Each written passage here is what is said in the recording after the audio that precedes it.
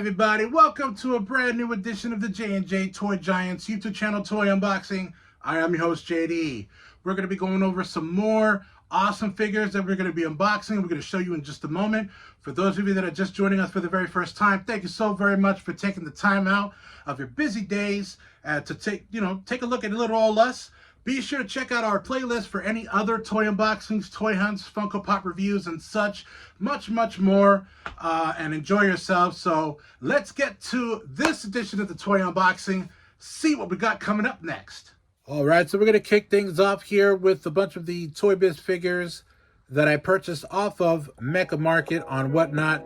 This is going to be a Kmart exclusive Marvel Team Up 2-pack from Toybiz. The Human Torch, Johnny Storm, and Peter Parker, as we know, the New York Webhead, Spider-Man. And again, I told you that you can see this is a Kmart exclusive. And also we're going to go over the X-Men Toybiz figures Rogue with the power uppercut punch through Toybiz. And I was going to put him on the display circle, but it wouldn't stand up. So this is one of the figures that we're going to be going over, as well as the Marvel Comics Classics line from the animated series Storm, made by Toybiz. So yeah, definitely want to get into these figures. So let's start the video. All right, thank you so very much for joining us on a brand new toy unboxing brought to you by J&J Toy Giants. So the first two I'm going to be going over right now is going to be Storm from the X-Men Classics. This was during the time when the X-Men animated series was in its heyday, at its height of its popularity. And of course, this is Rogue from the Uncanny X-Men. This actually came out a year before Storm's action figure. This came out in '94, and this one came out in '95. And so these are the ones that were in the X-Men animated series.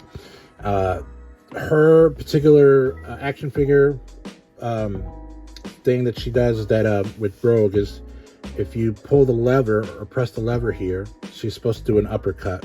1 second here.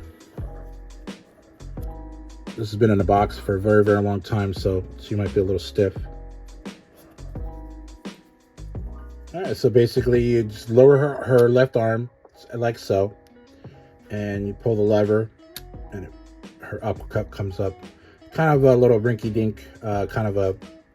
If you were to look at this toy now and say, oh, no, this is not even like as good as a Marvel Legend is, that's just because that's the way that toys were made back then. There's not a lot of articulation, only on the arms.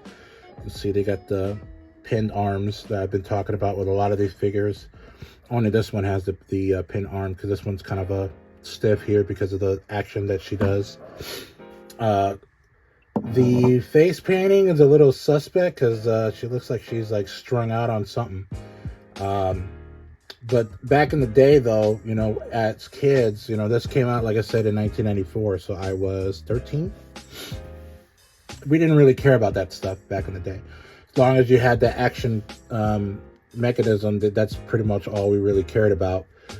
With Storm, she has a lever here. You're supposed to see her thing light up on her chest. Because the toy has been in a box for so long, the light thing doesn't work, which is not a deal breaker. I'm not going to be mad at it. I mean, this figure is almost 30 years old, so obviously these little lightning accessories you can put in her hand, because she is the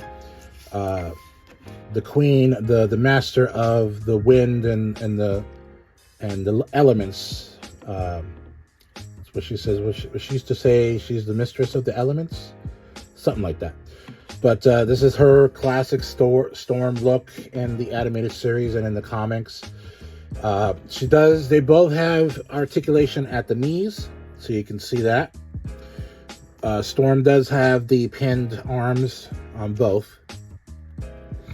Face paint, it's good for what it was back in the 90s, but These is basically what a Marvel Legend would be today. That back then, you know, that's what they thought, that these action figures were as good as a Marvel Legend is today. So you kind of, when you look at these, you either have to have a very sentimental value on these, like I do, in order to appreciate how basic these figures are. Now, because of the, as I said before, with the Marvel Legends, all of the articulation that is now, you know, here, I'll give you an example. 1 second here. All right, so this is the closest one. Actually, no, wait. Take a look at my Black Widow figure. So, move these back here. So naturally, you can tell that she's got a lot of articulation on the knees, the ankles, her arms, not necessarily her waist, but her legs. You can pull, you know, turn her thighs this way. The head sculpt, it's okay. But this is basically supposed to be the Black Widow from the comics, not necessarily what we see, what she looks like today in the MCU. Which, by the way, I actually have to get those Storm Marvel Legends, or not Storm Marvel Legends, but the Black Widow Marvel Legend with her, and I think it's a 2-pack between her and Red Guardian. But that's for another time. But you see what I mean here? Like, there's a lot more articulation. The head sculpt's a lot better. And this was actually one that I did an unboxing on. That was they were paying an homage to the older style Toybiz figures. So basically what I wanted to just use that as an example as to why these were as good as what those are today. But yeah, I mean, these figures are pretty awesome. Again, I got these from Mecha Market. I don't know if I mentioned that. But I actually got a lot of figures from Mecha Market. I actually traded some in, so he gave me some store credit. And I've been purchasing a lot of stuff from him over the last few months. He just has a really, really great selection. And that's one of the reasons why he gets a lot of my business, because A, his prices are unbelievably awesome. That's number one. And especially nowadays, in the last couple of years, with everything, the inflation, you know, has gone up.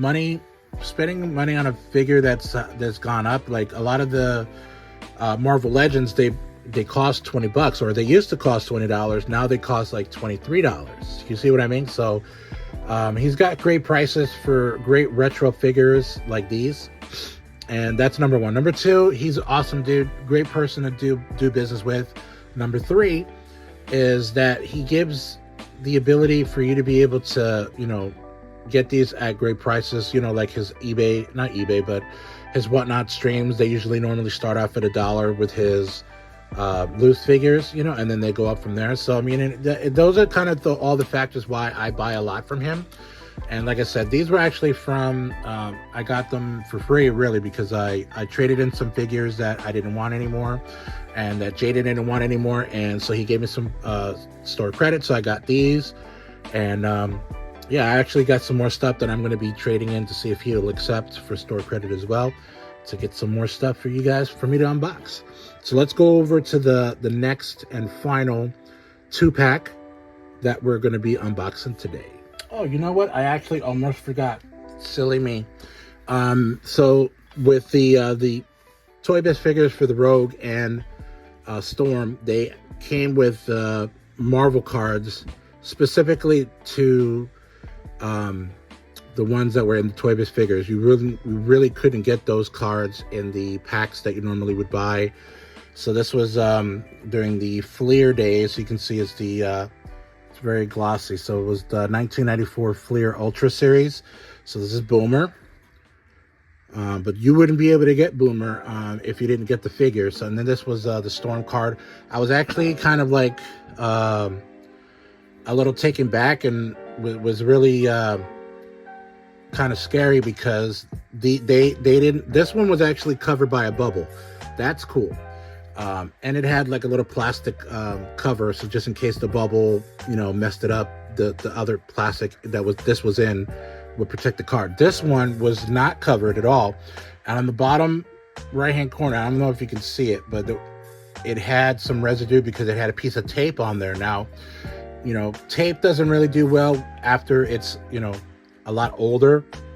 When, you know, if it's been sticking on something for quite a while, you know, almost 30 years.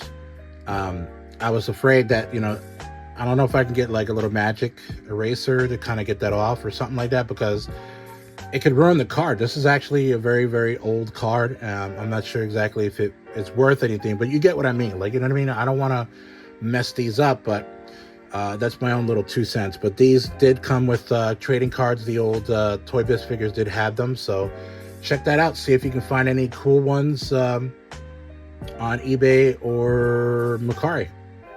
All right, so the very last figures that I'm going to be going over today is the 2-pack Kmart exclusive of the Toybiz Human Torch and Spider-Man. We're part of like a Marvel team up. As I stated, that this was a Kmart exclusive. You could only get those at Kmart back in the day. The figures are kind of very stiff and they don't stand up very well. The Spider-Man comes with these little things here. It's kind of like a web thing. His arms don't bend down at all.